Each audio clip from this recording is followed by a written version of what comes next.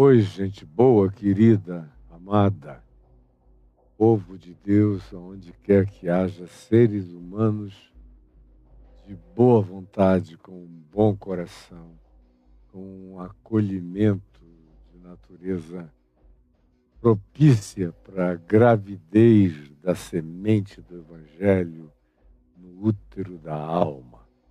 Se você é um desses, você é povo de Deus, gente de Deus, preparado para ser engravidado pelo Espírito de Cristo, para que Jesus seja formado, engendrado, seja crescido e torne você um ser maduro, adulto, lúcido e parecido com Ele. É o meu desejo, é a minha oração, é o objetivo do Evangelho, é nos levar ao cumprimento e ao atingimento dessa vocação. Ontem nós concluímos o capítulo 11 com as palavras de Jesus dizendo: vinde a mim todos, sem exceção, os que estáis cansados e sobrecarregados. Eu expliquei que esses a quem o Pai escolheu, ou em relação a quem o Pai ocultou coisas, são aqueles em cujos corações nunca houve essa decisão de busca, de fato. E não adianta vir com doutrinação calvinista, arminiano, tudo isso é coisa do jardim da infância, da tolice doutrinária. Todo aquele que busca, encontra. Quem bate, abre-se-lhe-á. Todo aquele que pede, recebe. E Jesus chama a todos esses que querem: vinde a mim, todos os que estáis cansados, e eu expliquei, sobrecarregados, sobretudo de leis, pesos, preceitos, dessa coisa insuportável que Jesus disse aos religiosos: vocês colocam sobre as pessoas pesos e pesos e pesos que vocês não querem nem com o dedinho mover para o lado, mas sobre o próximo vocês colocam todo o peso sobre eles.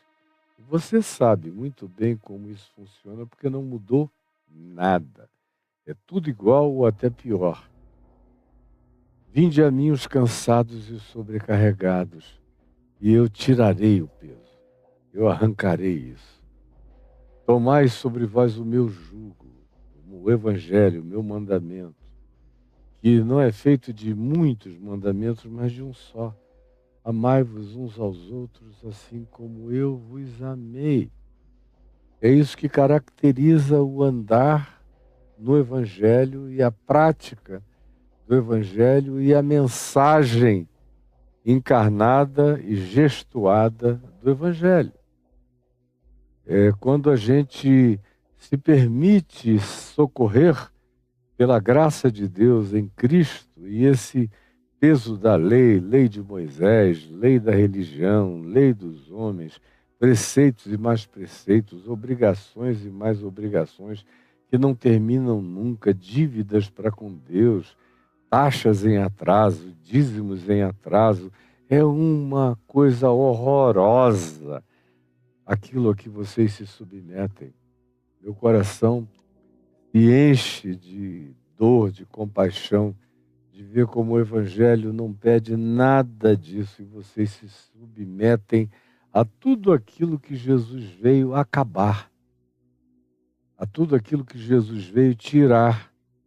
Só mantém essas coisas as seitas primitivas do passado, primevo, do tempo em que nem a roda espiritual existia. E, infelizmente, tem muita gente que vive nesse retardo. Muita gente é eufemismo. De fato, a maioria vive nesse retardo.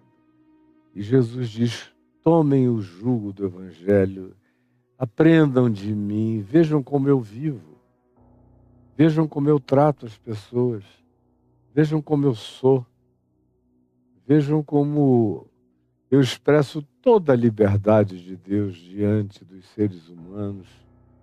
Vejam a mim, olhem para mim firmemente, porque eu sou manso, Eu não humilho ninguém, como nós vamos ver mais adiante, provavelmente amanhã. Eu sou manso e sou humilde de coração. Eu olho com essa compaixão que se deixa ensinar pela dor que as pessoas estão sentindo.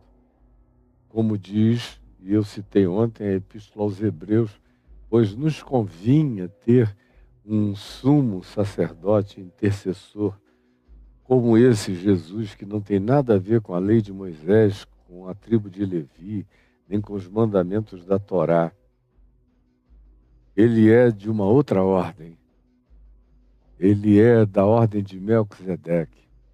E como diz o escritor de Hebreus, quando muda a ordem sacerdotal, extingue-se a lei anterior, estabelece-se a lei vigente. E a lei vigente é amor, alegria, paz, bondade, longanimidade, fidelidade, misericórdia, graça, justiça, domínio próprio e todas essas coisas que decorrem da realidade prática e concreta do amor sendo manifesto através da nossa vida. Façam isso e vocês acharão descanso. O descanso que você nunca teve. Você fica dizendo, eu já aceitei Jesus, como se diz no meio do gueto. Eu já aceitei Jesus, já levantei a mãozinha, já fui batizado, eu sou dizimista, eu faço isso, eu sou aquilo. Virei levita, eu canto, eu toco, eu danço, eu bailo, eu pulo, eu estremeço, eu estribucho, eu faço tudo e continuo desesperado, angustiado, aflito, insônia, com um sentimento horrível de culpa, com medo de morrer, com pânico de existir, com fobia de viver, porque cada passo que eu dou, como eu não sei como caminhar, nem como viver, eu vivo de regras e mais regras, de determinações impostas sobre mim, cujo significado eu nunca entendi, que não tem nenhuma razão de ser, mas são ditas em nome de Deus e afirmadas com a garantia de que se alguém não as praticar, será punido. E eu tenho vivido assim há décadas. E a minha vida só fica mais mirrada, mais atrofiada, mais doente. E você acaba numa clínica psiquiátrica, internado, doente, iniciando um processo de esquizofrenização, ou de bipolaridade, ou de uma aflição indesignável, para a qual não se tem nem diagnóstico. É tudo doença de religião, doença de culpa, aquela obsessão contínua do indivíduo ter pecado contra o Espírito Santo, que é uma das coisas que mais atormentam a vida dos crentes, porque eles nunca encontraram descanso para as suas almas, jamais, nem encontrarão vivendo como vivem, jamais. E você é um desses que insiste, insiste, insiste, nunca vai sair dessa arapuca enquanto você não tiver coragem de vir para Jesus, esquecer a religião, esquecer a sua mãozinha erguida, o seu batisminho de água, o seu diziminho, a sua frequência, as suas obrigações cartorialistas impostas por esses dominadores de alma, pervertedores de espíritos, que vocês obedecem cegamente. Enquanto você não entender que isso aí é a antítese, é o oposto, é o contrário, é o inimigo, é o Satanás de Jesus, é o diabo do Evangelho, enquanto você não entender isso e vier a Jesus, e só a Jesus, e entregar o seu cansaço, a sua carga, tomar o jugo do Evangelho, que é amor, graça e misericórdia, aprender a viver com Ele, conforme Ele ensinou a viver, e crer na mansidão e na humildade acolhedora desse sumo sacerdote intercessor, que se condói, se identifica, se solidariza com a condição humana. Enquanto isso não acontecer, você não vai achar descanso para a sua alma. Mas no dia que isso acontecer, como eu disse ontem, você vai entender Por que que Jesus diz, o meu jugo é suave e o meu fardo é leve? Hoje, na continuidade disso tudo, nós estamos vendo, é uma sequência, por isso você tem aí a parte primeira daquilo que eu inicio hoje como sequência do que a gente falou ontem. Ontem foi uma espécie de conclusão de todos aqueles mandamentos e instruções de Betsaida, Corazim, Cafarnaum, da comparação com Tiro e com Sidom, como a falta de hospitalidade para com o Evangelho e a naturalização do Evangelho com a sua consequente banalização é o que torna o nosso coração empedernido, impermeável, numa situação pior do que a de Sodoma, do que a do rei de Tiro, figuras e lugares arquetípicos de juízo no Velho Testamento, em relação aos quais Jesus disse, em verdade eu vos digo que se em Tiro e tanto quanto em Sodoma, se tivessem operado os sinais que em vocês, cidades dos meus discípulos da Galileia, foram operados, Sodoma e Tiro teriam permanecido até os dias de hoje, mas vocês vão virar só ruínas, como viraram. Cafarnaum é uma ruína, Betsaida é uma ruína, Corazim é uma ruína, tudo ali é ruína, não passa de ruína. Nada continuou. Pois bem, e aí Jesus fala da vocação dos pequeninos, dos que acolhem. Os pequeninos são os que entregam hospitalidade à graça de Deus. E a esses que Jesus chama, dizendo, aquilo que está oculto a uns está liberado para todos. Basta você vir, porque não há uma seletividade arbitrária e fatalística, uma determinação de eleger um grupo de supremacistas especiais. Isso tudo foi a religião que inventou. Aquele que é o que recebe a revelação de Deus é aquele que, tocado pela maior simplicidade da vida, vem a mim, se entrega a mim, se abandona em mim, se joga em mim, recebe de mim a suavidade do meu trato. Aí o capítulo 12, dando sequência a isso, conforme o tema que você está lendo aí, você está lendo o tema do dia de hoje, escrito parte 1, porque vai haver mais de uma parte nessa sequência. Começa o capítulo 12, que tem os seus simulacros, os seus sinóticos, os seus equivalentes em Marcos 2, do verso 23 ao verso 28, tem em Lucas 6, do verso 1 ao verso 5.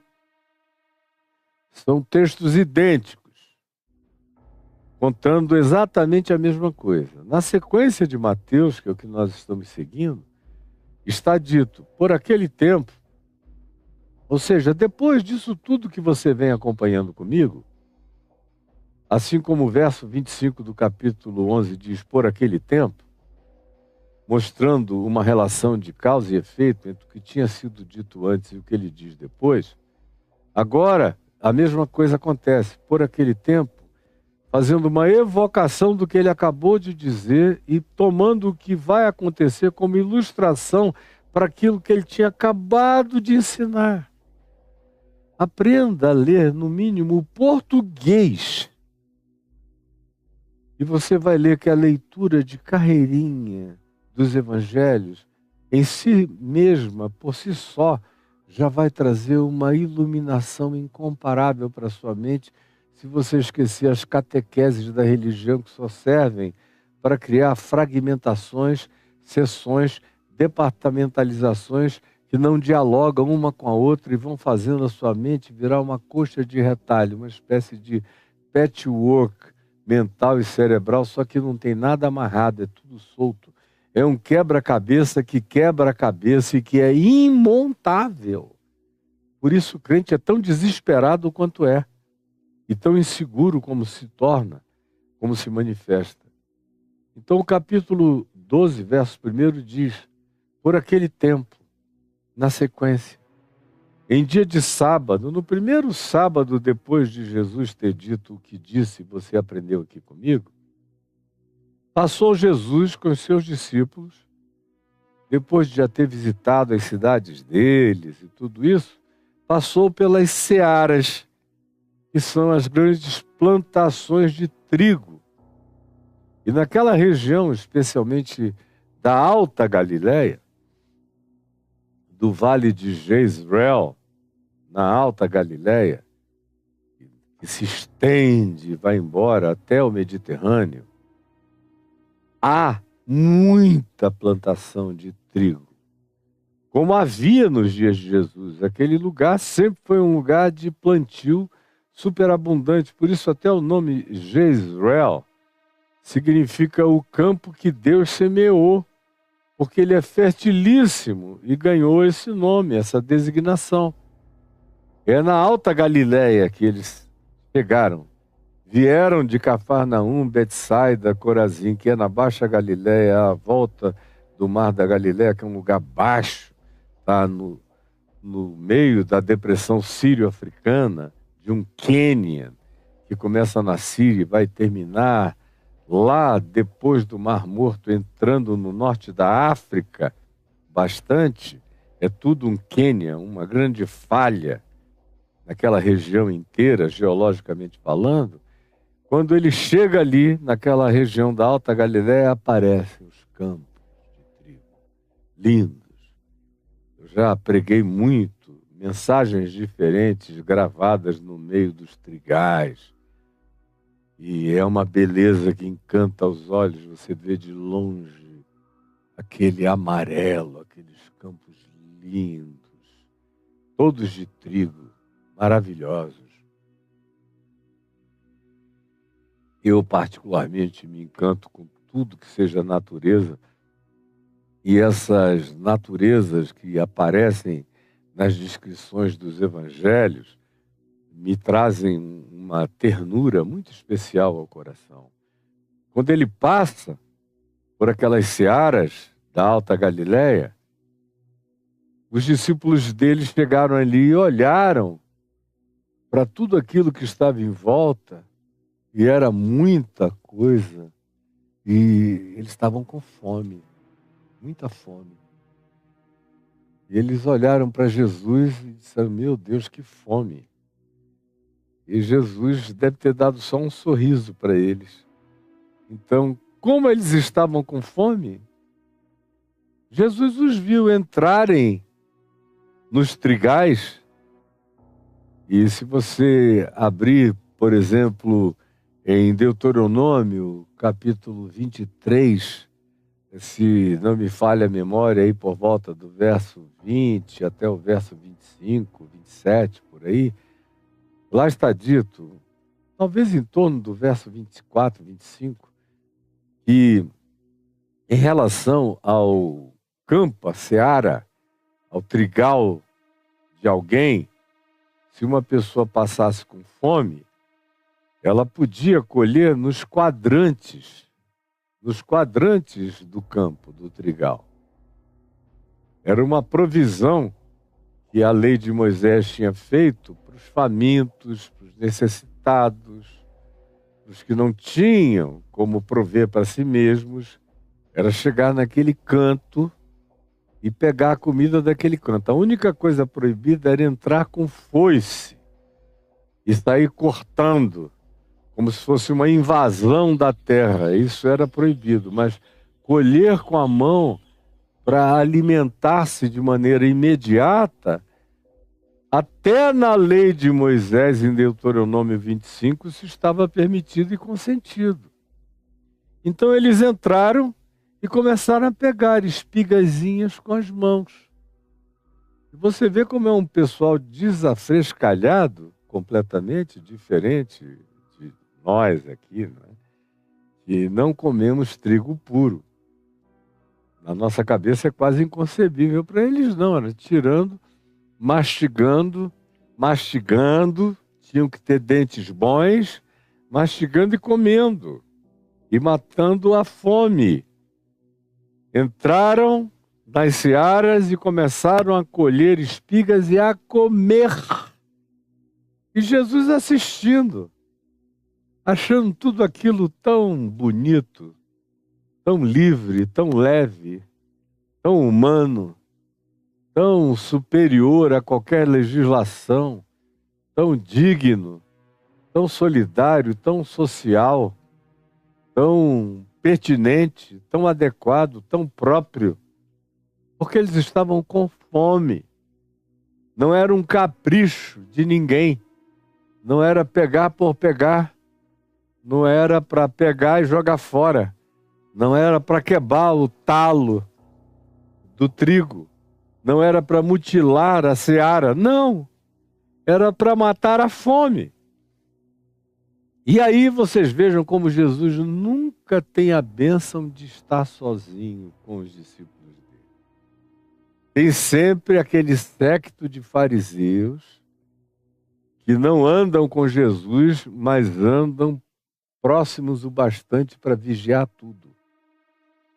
É o pessoal que vem fazendo live à distância, com câmera grande angular para fechar de longe e ver o que está acontecendo. Essa moçada que nem trepa e nem sai de cima, que não chove e nem molha. É esse pessoal. São os religiosos. Eles não pegam e não largam. São sempre assim. Faz parte do caráter deles. E você, se quiser, é só abrir os olhos, você vai enxergar como essa é uma postura cotidiana das mesmas pessoas vivas hoje representando o mesmo espírito que é o dos satanases de Jesus no Evangelho. Satanás significa o adversário. É aquele que chega para acusar. E os fariseus cumprem esse papel de satanases frequentemente na vida de Jesus, dos discípulos de Jesus, como serão os grandes satanases da vida dos apóstolos e particularmente da vida de Paulo. E são os grandes satanases da vida de todos aqueles que tentaram servir a Deus no curso da história. Sejam eles os fariseus judeus ou sejam eles os fariseus cristãos. Como são os grandes satanases contemporâneos. E eu os conheço eximiamente bem. Então os fariseus, que vinham ali mantendo aquela distância de observação perversa, aquela equidistância maligna, vendo isso, que os discípulos tinham entrado e começado a comer espigas, tirando com a mão e comendo e mastigando, disseram a Jesus: esses caras não cansam, meu Deus, eles são incansáveis. Essa é a principal característica desses fanáticos religiosos que estão presentes sempre que existe manifestação genuína, pura, simples, verdadeira, sincera, livre do Evangelho.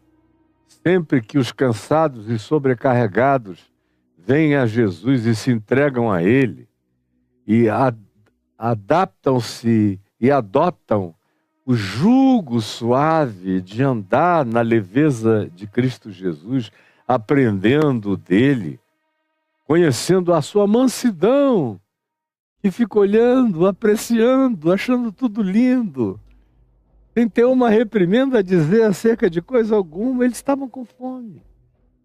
E vendo que eles estavam encontrando descanso, alívio, mitigamento para o molestamento da fome, que quem já teve na vida sabe como é insuportável.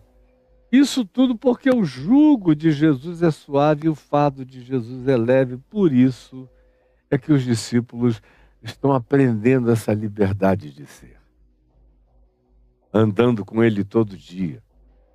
Não tem como andar com Ele todo dia e não ir ficando livre de toda essa camisa de força da religião, das legislações, dos preceitos, dos costumes, dos abusos, desses ditames de homens impostos sobre os outros, apenas como prazer, como tesão de dominação perversa sobre a alma dos mais fracos. É isso que está em questão.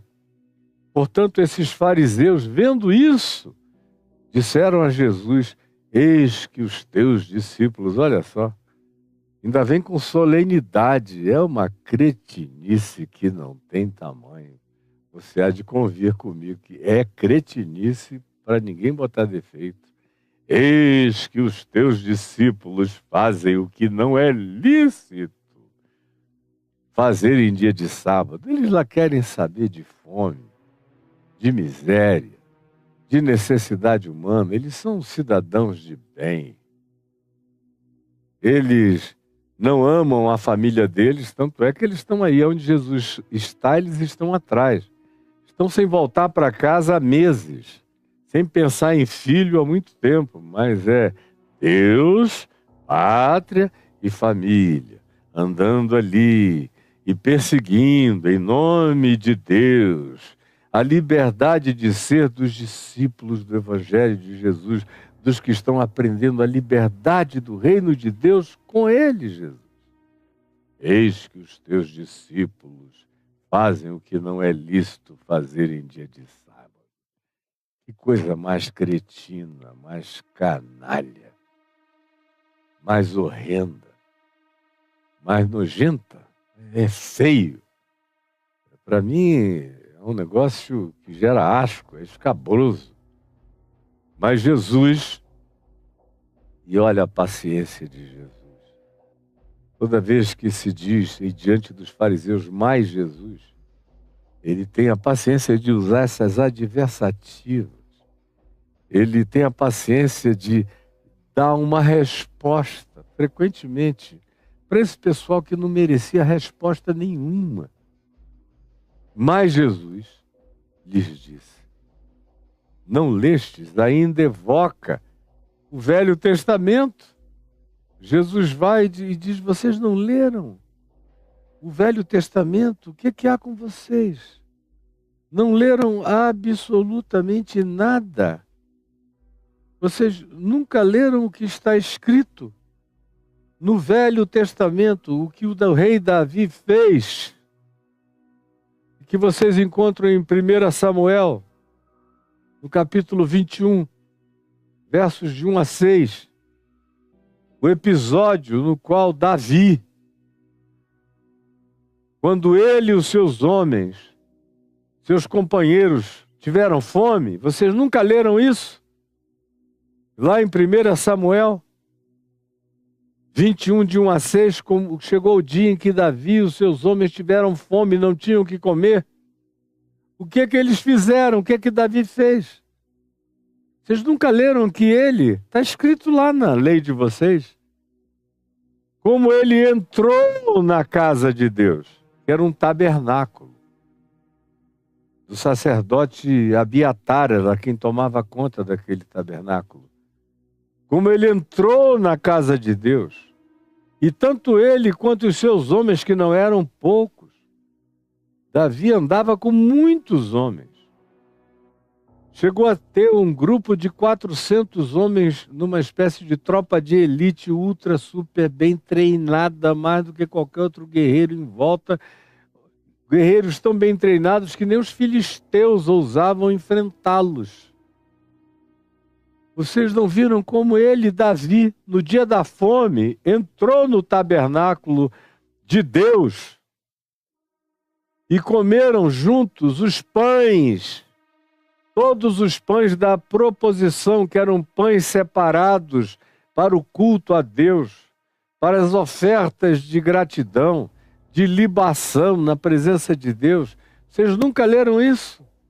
Como eles entraram e começaram a comer? Não viram ainda isto? Pelo amor de Deus, o que vocês fazem indo às sinagogas? Vocês não aprendem nada? Não entenderam o que Davi fez quando teve fome, como entrou na casa de Deus e comeram os pães, ele e os seus homens, da proposição, o pão considerado separado, santificado para aquele mistério sacerdotal, cultico e ritualístico, não viram como ele comeu o pão da ceia. Como ele não quis nem saber, pegou o pão da ceia e distribuiu para todo mundo. Os quais, esses pães, não lhe era lícito comer. Jesus usou a mesma palavra, eles estavam falando de licitude. E de acordo com a lei de Moisés, ninguém deveria chegar e entrar no tabernáculo do Senhor, ainda não havia templo. Quem veio a construir o templo foi o filho de Davi, Salomão, bem posteriormente. Portanto, tinha um tabernáculo dedicado a Deus e o sacerdote da época era o Abiatar. E não era lícito. A lei de Moisés determinava que ninguém podia se servir dos pães da proposição, exceto os sacerdotes no seu turno de culto a Deus. Nem fora do turno, ele poderia só chegar lá, pegar e comer. Nem o sacerdote, tinha que ser no horário do turno, conforme o rito, conforme a hora. Mas vocês não leram que Davi, que não era nada, não era levita, não era sacerdote, não era coisa alguma. Era um fugitivo marginal que o rei Saul queria matar, que vivia de cova em cova, de gruta em gruta, de val em val, se escondendo. Na hora da fome ele entrou no tabernáculo e pegou os pães, não um, mas todos os pães da proposição, os quais não era lícito comer. Vocês estão falando de licitude? Deixa eu te responder com ilicitude praticada pelo rei Davi, que vocês quase adoram. Pois bem, Davi comeu do pão que não era lícito a ele, nem aos seus homens comerem. Nem a ele, nem aos que com ele estavam, mas exclusivamente aos sacerdotes que estivessem em designação de turno sacerdotal naquela ocasião. Vocês nunca leram isso? Como existem coisas que são maiores do que a lei. Vocês nunca entenderam que a lei não é o teto de Deus para a vida humana? Vocês nunca entenderam que a lei não é a medida de todas as coisas, que existem coisas que transcendem as leis, as constituições, os preceitos, as normatividades, os acordos tradicionais, que existem coisas que quando chegam precisam relativizar todas as outras, que só tem sutilidade quando a existência não faz nenhuma demanda especial. Mas se a existência fizer alguma demanda especial que se vincule à necessidade humana, especialmente à fome, à carência de um ser humano, a lei fica completamente relatividade. O ilícito ganha o lugar de licitude por uma coisa superior àquilo que, não sendo o superior que foi imposto como necessidade humana, não haveria necessidade de se fazer, mas em havendo aquela necessidade, que a lei seja relativizada imediatamente em favor de uma condição superior, de uma carência humana ou da vida assim exposta. Vocês nunca entenderam isso? E vivem aí como fariseus, botando o dedo na cara de todo mundo, querendo ensinar e catequizar o mundo inteiro, e não entendem o espírito. Vocês estão presos à letra, a letra mata, é o espírito que vivifica, mas vocês não leem o espírito da palavra, vocês só leem as letras mortas. Ou não lestes na lei, ele está se referindo à lei de Moisés, que nos sábados, preste atenção, ele agora está trazendo para os sacerdotes. Ou não lestes na lei de Moisés, lá na Torá, que nos sábados os sacerdotes no templo violam o sábado. Os sacerdotes violam as leis do sábado no sábado, trabalhando. E ficam sem culpa. Porque há um mistério há um dever, há uma demanda superior àquilo que a lei estabelece até para os sacerdotes, mas no dia de sábado, até essa demanda imposta pela lei é relativizada pela necessidade do ofício sacerdotal. E eles fazem isso e ficam sem culpa. Aí preste atenção, olha aqui para mim. Olha bem aqui para mim. Preste atenção no que eu estou lhe dizendo, mas preste mesmo. Vem uma das frases mais poderosas.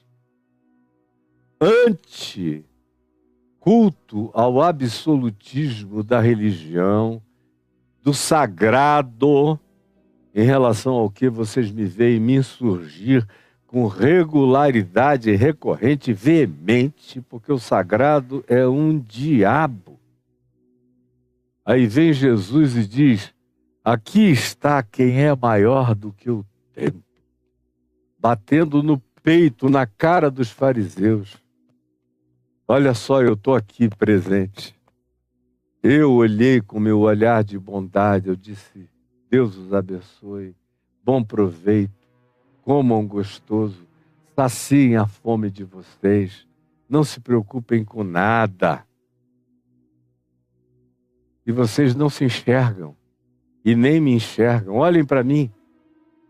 Vocês estão me vendo e ele faz questão de chocar essa seita religiosa.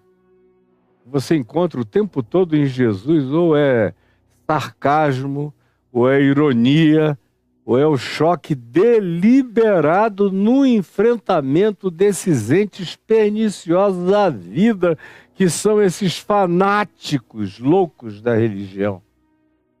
Ele diz: aqui está quem é maior do que o templo. Se o pãozinho do templo tem todas essas regulamentações da lei, fiquem sabendo o seguinte: eu dou cobertura. Eu sou maior do que o tabernáculo, eu serei maior do que o templo de Salomão, eu serei maior do que qualquer templo que possa ser construído. Eu sou aquele que disse: construir-me-eis uma casa. Se os céus dos céus não me podem conter, vocês querem me construir uma casa? A mim, eu habito com o quebrantado e com o contrito de coração, que são justamente os que com fome estão estendendo a mão e comendo as espigas de trigo. Coerente com o que ele disse à mulher de Samaria: onde é o lugar sagrado,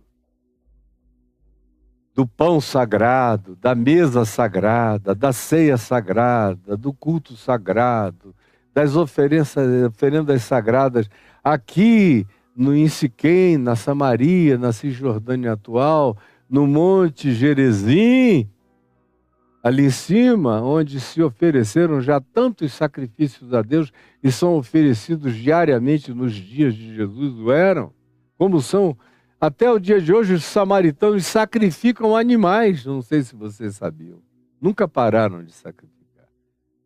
Onde é o lugar sagrado? Nesse Monte Gerizim ou lá em Jerusalém, na Judéia? Onde é o lugar que se deve adorar a Deus? Aí Jesus disse: mulher, em verdade eu te digo que nem aqui nesse Monte Gerizim, nem em Jerusalém, nem no Vaticano, nem em qualquer templo, nem no Muro das Lamentações, nem em Meca, nem aonde vocês queiram inventar, em lugar nenhum considerado sagrado. O sagrado é só fetiche humano, é só determinação humana para tirar a espiritualidade que viaja passo a passo em estado de contemplação, de adoração, de reflexão, de percepção sutil das realidades de Deus espalhadas por toda a terra, vendo a glória de Deus manifestada nas pequenas e nas grandes coisas. O sagrado só serve como viseira, como tapadeira para o olhar de vocês, como véu que encoberta a revelação, conforme ele tinha dito no capítulo 10, no verso 25. Pelo amor de Deus, eis aqui quem é maior do que o templo, me enxerguem. Sou eu que estou olhando, é o meu olhar que os está validando. Querem comprar uma briga aqui? Não é com eles, não. É comigo. Eu sou maior do que qualquer templo e vocês querem fazer templinho? Como hoje eu fico vendo os evangélicos fanáticos de teologia adventista, dispensacionalista, que juntamente com os judeus colonos radicais de extremíssima direita religiosa, que querem fazer uma faxina ética, expulsar todos os outros semitas, que são primos e irmãos deles da terra, a saber, os palestinos e os árabes, querem que aquilo tudo tenha apenas o DNA, supostamente, de Abraão, como se ainda existisse tal coisa, depois de tanta miscigenação, inclusive entre os judeus. Mas eles têm esse supremacismo arrogante, querem construir o terceiro templo, querem derrubar a mesquita de El-Aqsa, o Domo da Rocha, fazer um terceiro templo. Porque dizem que no dia, tanto eles, judeus, quanto os cristãos adventistas, escatologistas, dispensacionalistas, dizem e proclamam, no dia que o terceiro templo for erguido, Jesus é obrigado a voltar. E eles leem isso aqui e não entendem nada. Jesus dizendo, templo, olha aqui para mim. Eu sou o templo. Como ele diz em João, no capítulo 7, no dia final da festa dos tabernáculos, quando o sumo sacerdote desce até o poço de Siloé e pega uma jarra de ouro grande e a enche de água das águas que brotam da fonte de Guion, naquela região onde está o tanque de Siloé, na parte baixa de Jerusalém, colhia água e subia em procissão até o templo de Herodes, que era o templo vigente nos dias de Jesus no primeiro século, até que foi destruído no ano 70 da nossa era pelos romanos, pelo general Tito. O sacerdote subia com aquela água considerada sagrada, chegava na esquina oriental do altar do templo e derramava água para se cumprir a profecia de Ezequiel, que dizia que no templo que fosse construído, dele, do seu altar oriental, fluiriam águas vivas. Águas vivas que iriam descer, entrar pelo ribeiro de Cedron, passar na descida toda, na baixada entre Jerusalém até chegar no Rio Jordão, entrar no Jordão, invadir o Mar Morto e aonde quer que essa água passasse, tudo se transformaria em vida, reverdeceria tudo e até o Mar Morto, que é morto, deixaria de ser morto e se encheria de enxames de peixes. E eles imaginavam um cumprimento literal dessa profecia, como imaginam até hoje. Aí vem Jesus e acaba com o literalismo do cumprimento daquela profecia. Quando o sacerdote derrama a água, Jesus se levanta e dá um grito. Todo mundo ouviu. Foi um choque. Ele dá um grito e diz: quem tem sede, venha a mim e beba. Porque como está escrito no profeta Ezequiel, aquele que beber da água que eu lhe der, que sai de dentro de mim, porque eis aqui quem é maior do que o templo, eis aqui o templo verdadeiro, único templo onde Deus habita. Aquele que tem sede, venha a mim e beba, porque como está escrito no profeta Ezequiel, aquele que beber dessa água nunca mais terá sede para sempre. E o apóstolo João disse isso, ele disse com respeito ao Espírito Santo, que haveriam de receber todos aqueles que nele crescem. E não há necessidade de construir nenhum templo em lugar nenhum, isso é tudo palhaçada do sagrado. E que se fizerem um dia um negócio desse lá na esplanada do templo, entre as mesquitas de Al-Aqsa e o Domo da Rocha, vai ser a Terceira Guerra Mundial, vocês não têm a menor dúvida disso. O que esses crentes estão buscando é a Terceira Guerra Mundial, é o fim do mundo, é a nuclearização do planeta Terra, onde ninguém vai mais poder viver. E eles são os inconsequentes enlouquecidos. Voltando aqui a Jesus e aos fariseus, ele diz: eis aqui, quem é maior do que o templo? E vocês estão pensando o quê? Vocês têm alguma coisa a dizer aos meus discípulos sobre licitude e ilicitude, sobre o que pode e o que não pode? Isso aí é para vocês, que são filhos de Moisés, dessa lei da morte, que é onde chega, mata a liberdade, mata tudo. Eles são meus discípulos, são filhos da lei da vida, como Paulo diz em 1 aos Coríntios, no capítulo 3, quando compara a lei de Moisés com o ministério de Cristo, a lei das tábuas de pedra e da morte, com as leis inscritas no coração, que são as leis da liberdade, do amor e da graça em Cristo Jesus, que você não vai lá ler em 1 aos Coríntios 3, porque você tem medo de não ter mais argumento e não poder voltar atrás.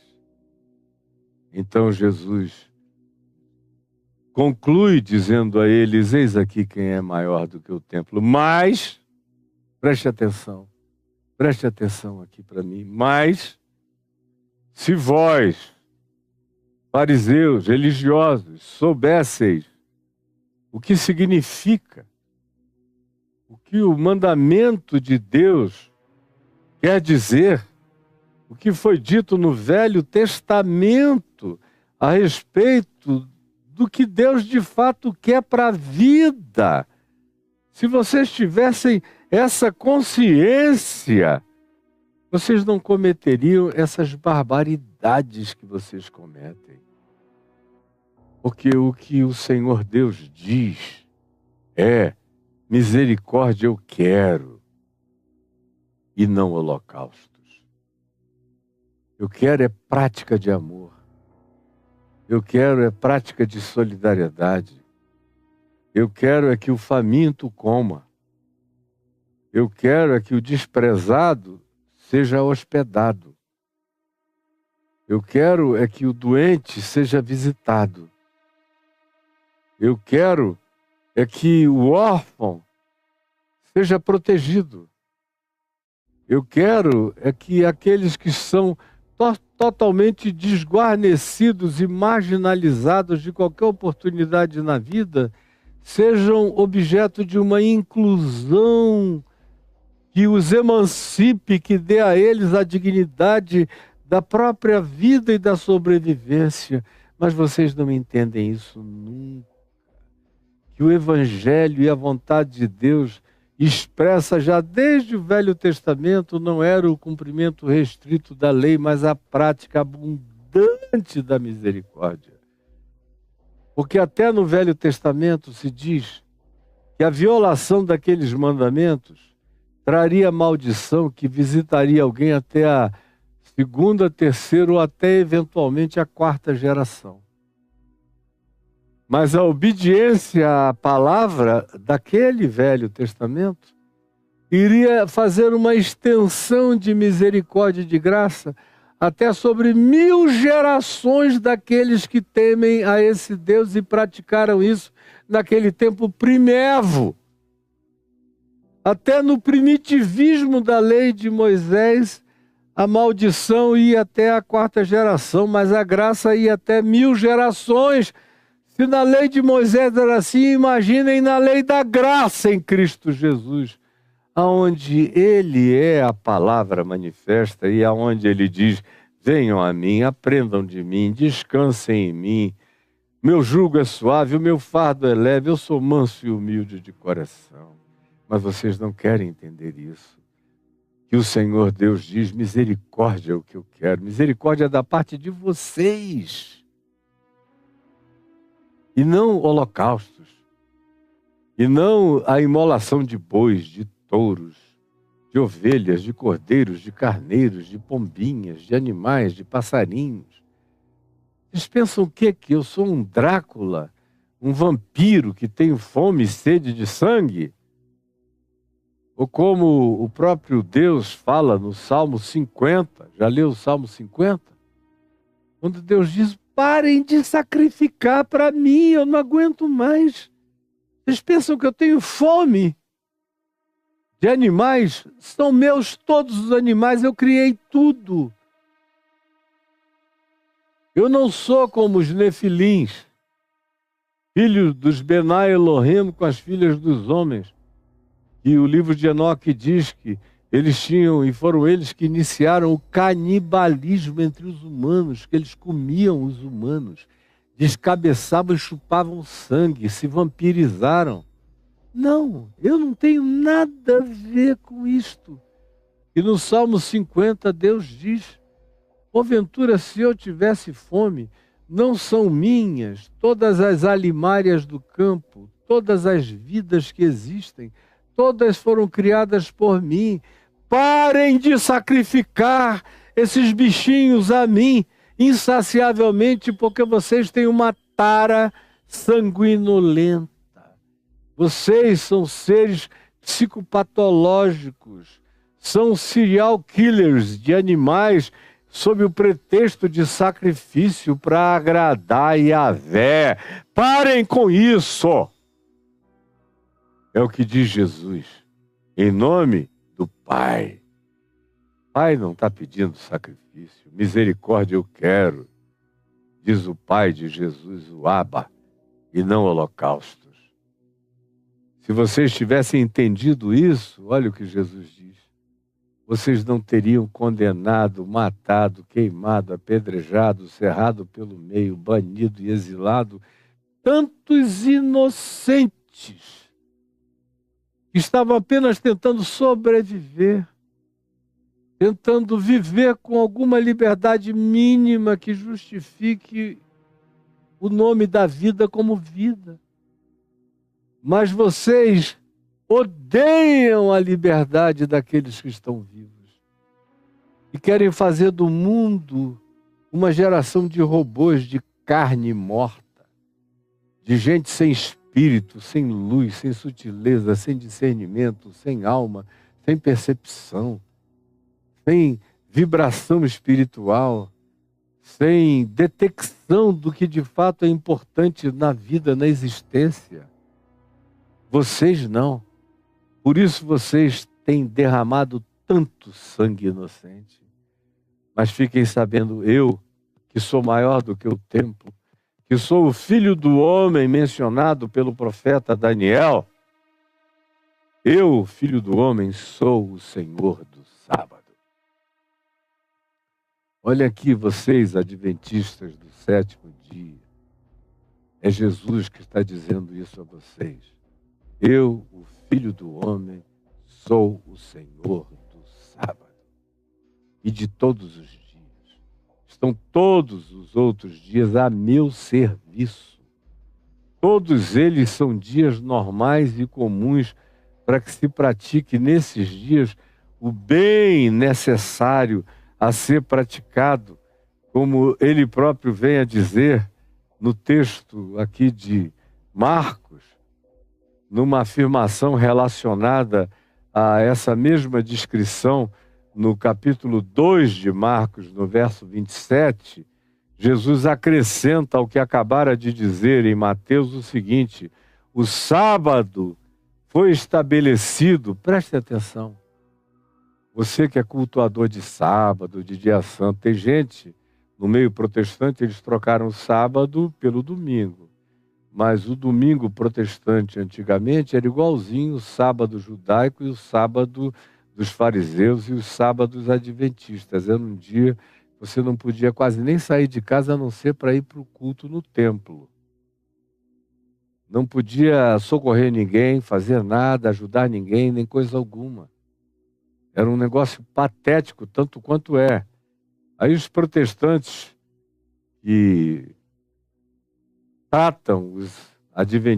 tratavam, hoje em dia já nem tanto, porque Porque está cheio de adventista dando aula aí para protestante de heresia. E no passado isso era impossível. Você vê uma coisa dessa acontecer, eu não vou citar o nome de ninguém, mas era impossível. Pois bem, vem Jesus e diz a todos esses que cultuam sábado ou que cultuam domingo, porque tem puritanos protestantes até o dia de hoje, onde se você pegar uma bolinha e fizer um pezinho nela num dia de domingo é pecado. Eu me converti numa época em que eu era provavelmente um dos poucos, quase o único pastor na minha terra, que dava permissão para os crentes jogarem bola à vontade no domingo. Acabava a escola dominical, eu digo, podem jogar bola. E como a gente tinha tanta gente que foi chegando e se convertendo, eu tinha um culto às 6 horas da manhã, depois tinha escola dominical, depois tinha um culto após a escola dominical, depois eu liberava todo mundo, eles iam bater bola nos banhos, nos sítios, para todo que é lugar. Quem queria vir no culto das 5, vinha no das 5, que ia até às 7. Depois, quem queria ficava para o culto das 8 ou ia embora e vinha um grupo novo, enorme, para o culto de 8 da noite, que terminava 9h30, 15 para as 10. Mas eu liberava todo mundo para ir jogar a bola à vontade, ir para Ponta Negra em Manaus, ir esquiar, ir andar de barco. E o pessoal dizia, não é pecado, não, pecado é poder e não fazer. Vá lá, meu filho, e se divirta, porque o sábado foi estabelecido por causa do homem. Não para o homem ficar numa camisa de força num dia de sábado, mas para ele ficar livre do trabalho, do peso, da fadiga, da exaustão, da mesmice, de um cotidiano exaustivamente repetitivo, e a mente dele se exauria e por causa dele se cansava.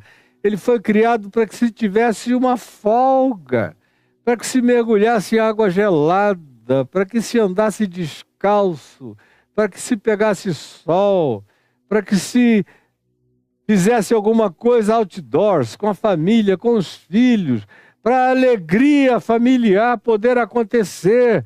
O sábado foi estabelecido por causa do bem-estar do ser humano e não o contrário.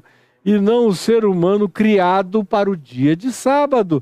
Porque para vocês a lógica é essa. Parece que Deus criou o homem para obedecer o sábado. E o sábado é maior do que o homem.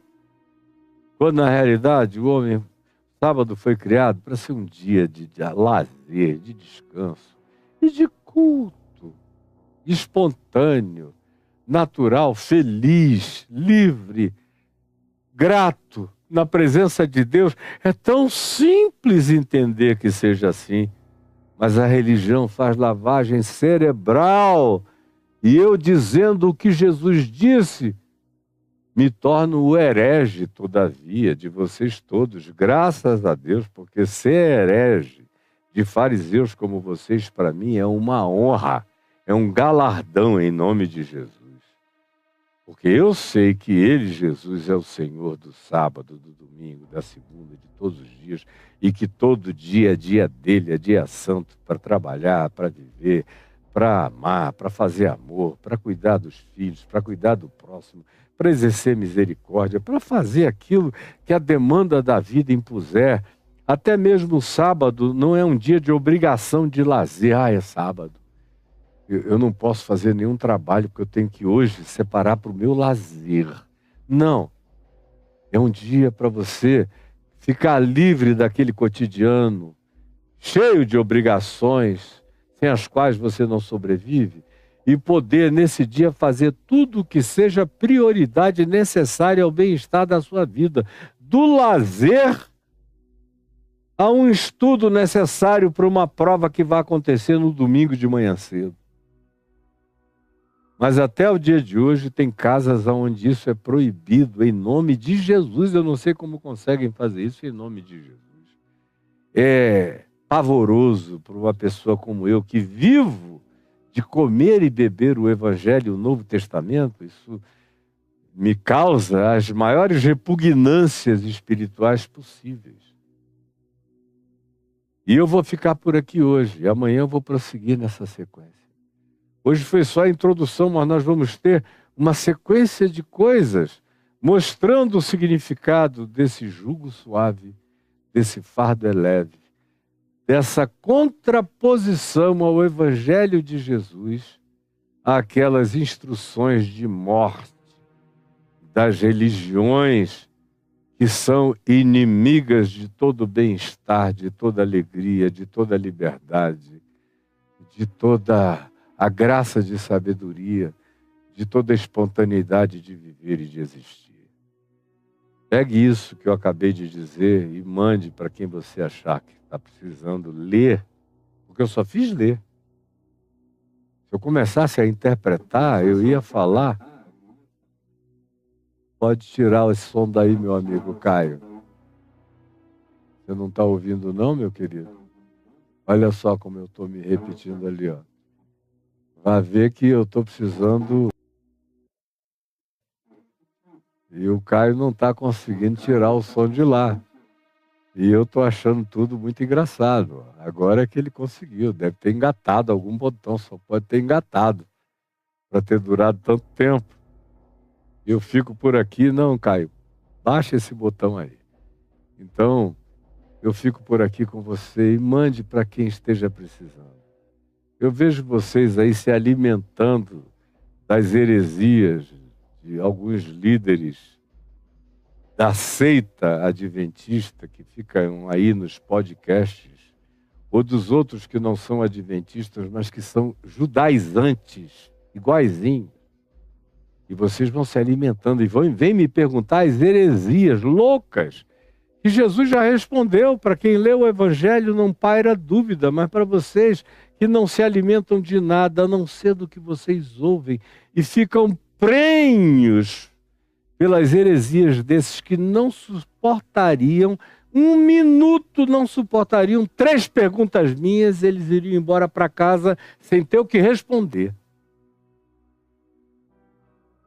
Eu peço a Ti, Jesus, que a simplicidade dessa palavra, tão óbvia, tão clara, tão chocante, tão explícita, tão cristalina, tão inequívoca, penetre, encontre um lugar, vença a lavagem cerebral, quebre a petrificação dos corações, pervada, penetre, invada os recônditos mais blindados do coração dessas pessoas, mais proibidos, pelo medo deles mesmos de admitirem a verdade de Jesus e pecarem contra Deus, porque o Deus deles, que lhes foi ensinado, é um verdadeiro diabo, antagonista da felicidade, da vida e da liberdade humana. Eu te peço que o Espírito Santo faça essa obra e faça esse evangelho crescer no coração de todos aqueles que ouviram o convite de Jesus. Vinde a mim, todos vós os que estáis cansados e sobrecarregados, e eu vos aliviarei. Tomai sobre vós o meu jugo e aprendei de mim, porque eu sou manso e humilde de coração, e achareis descanso para as vossas almas, porque o meu jugo é suave e o meu fardo é leve. É o que eu te peço, Senhor, em nome do Senhor, que és o Senhor da seara, que és o abençoador dos trigais, que és o libertador dos discípulos, e que és maior do que a soma de todos os templos, maior do que o próprio templo cósmico, que não pode conter o eterno. Mas tu és aquele em quem o Pai habita, como tu disseste, o Pai habita em mim. E eu e o Pai, pelo Espírito Santo, habitaremos em vós, e vos tornareis santuário e templo dedicado ao Espírito Santo. Que a simplicidade dessa palavra penetre no coração de muitos, mesmo daqueles que estejam tendo as suas convicções antigas sendo atropeladas pela verdade simples do Evangelho. Dá a eles um bom coração para acolherem a tua palavra, darem razão a Jesus, não lutarem contra a graça de Deus. É o que eu te imploro em teu nome, Jesus. Amém. E hoje é quinta-feira, não é? É quinta-feira? Agora é hora de falar, Caio. Tá, obrigado.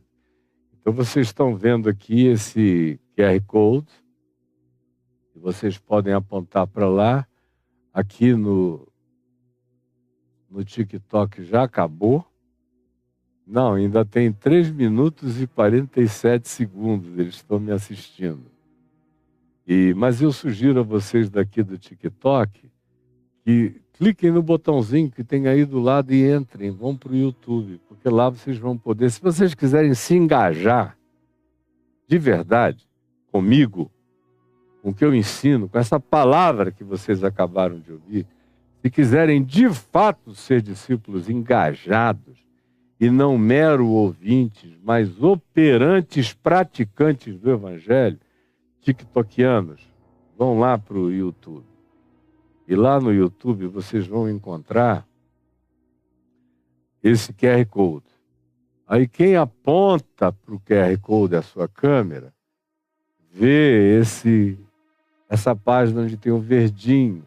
Você clica no verdinho, assim, lá está escrito para contribuir com o Ministério do Caio. Você clica e você cai aí, aonde tem essas 2 contas bancárias, do Santander e do Banco do Brasil, para depósito e transferência bancária. Tudo aqui livre, espontâneo, para quem quer ser engajado, para quem quer ser parceiro, para quem quer ser sócio, para quem quer ser, como Paulo chamava, de meus cooperadores. Era assim que ele chamava os que se engajavam no ministério dele. Ele não chamava de meus dizimistas. Paulo não tratava desse tema, isso é um tema morto. Ele chamava de meus cooperadores, os que faziam por amor, por boa vontade, com alegria, com toda espontaneidade, como Deus se agrada, porque Deus ama a quem faz tudo com amor e só com amor e com alegria. Pois bem, então tem aí esses 2 bancos, tanto quanto vocês encontram abaixo deles esses cartões de crédito, Visa, Mastercard, American Express, Diners Club International, cartão Elo. Você pode escolher aquele que você usa mais e pode fazer contribuições ou programadas ou espontâneas, únicas, mês a mês. Tem gente que programa logo para o ano inteiro, para o semestre inteiro, para nem pensar no assunto, e divide, e eu conto, é assim que o ministério é sustentado. Esse ministério, isso que paga salários de um monte de gente para fazer as coisas chegarem até você. Embaixo tem o PagSeguro, que muita gente gosta de usar, e os que estão no exterior encontram o PayPal. E aqui no TikTok só faltam 52 segundos para expirar. Você pode já ter passado para lá, se quiser ser um engajado de verdade, viu, meu amigo tiktokiano? E aí embaixo, os de longe podem usar o PayPal, que estão no exterior, e aqui embaixo tem o Pix, o CNPJ da Elde, que é a empresa que faz gestão do meu ministério, que é dirigida pelo meu amadíssimo amigo, irmão, fidelíssimo amigo, irmão Edivaldo, querido, que está comigo desde 1989. É uma pessoa de uma fidelidade extrema, que só me enche de alegria indizível e comove o meu coração todos os dias, como me comoveu profundamente no dia de hoje. Hoje ele me comoveu profundamente, o meu querido amigo Edivaldo. Então, está aí o Pix, você pode fazer isso, vai ajudar. A gente está botando aqui um fundo infinito com chroma key. Hoje chegou aqui um tripé novo para ser usado nas novas produções. Tem câmera nova chegando para a gente poder fazer coisas novas para você. Então ajude, além de ajudar a pagar o salário desses que tão amorosamente me ajudam, com todo o coração. Aí, virando essa página, tem um outro Pix que passa aí, e tem o meu nome e o nome da minha mulher, Caio e Adriana. O maior incentivador que me pediu, sei lá, umas 4 vezes, para eu botar esse Pix aí, foi o meu amigo Carlos Bregentin, lá de São Paulo. Além dele, mais uns outros 3 ou 4 pediram a mesma coisa. Põe lá, Caio. Quem sabe tem gente com coração espontâneo que queira participar da tua vida como pessoa física, não da tua pessoa jurídica ministerial, mas da tua vida como indivíduo, como pessoa física. Aí tá, é um CNPJ também. Aliás, é um CPF, né? É um CPF da Drica, que é a empresa da minha esposa que faz gestão dos meus cursos. Esse CPF aí, 008, tá disponível para você se você quiser participar no engajamento de natureza mais pessoal com o sustento da nossa vida. Mas o que eu digo diariamente, tenho prazer em repetir, que a minha grande alegria vem daquilo que é definido e estabelecido para ser o modus operandi pelo qual a minha vida pessoal seja sustentada. O que é isso? São os meus cursos. Você escreve caiofabioexclusivo.com.br, escreveu no seu navegador, caiofabioexclusivo.com.br, aí lupt, vira para essa página onde estão os meus cursos. Você está aí, entrou, vá vendo um por um, tem a descrição de todos eles, todo dia eu explico o que cada um é, hoje eu não vou não.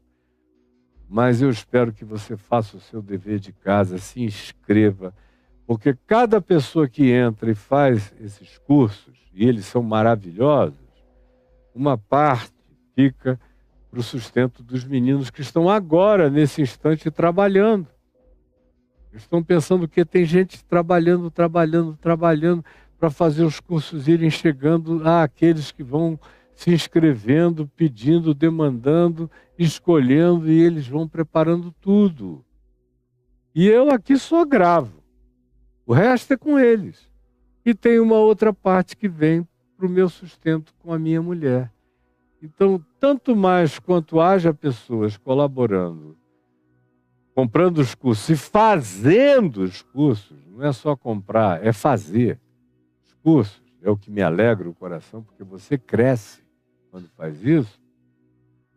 Tanto mais quanto seja assim, mais feliz eu ficarei de poder ser sustentado completamente pelo produto do meu trabalho, feito com todo o amor, com toda a alegria, com toda a dadivosidade, e Deus sabe com que coração eu faço tudo o que Deus me permitiu fazer. Que Deus abençoe você. Amanhã eu vou falar um pouco sobre a reunião de domingo lá no Caminho da Graça, no Centro de Convenções Ulisses Guimarães, no Café The Brain, o cérebro em inglês, e é lá que a gente se reúne no Caminho da Graça. E eu estava pregando o Salmo 32, domingo passado eu não pude ir, eu não estava numa condição de saúde perfeitamente adequada, eu preferi me poupar, mas domingo eu continuo. Eu parei no verso 6 do Salmo 32, e domingo que vem eu vou pegar do verso 7 em diante, e eu espero que todo mundo esteja lá. Um beijo para todo mundo, fiquem com Jesus, sejam felizes na liberdade do jugo suave e do fardo leve de Cristo, o nosso Senhor. Amém, amém e amém.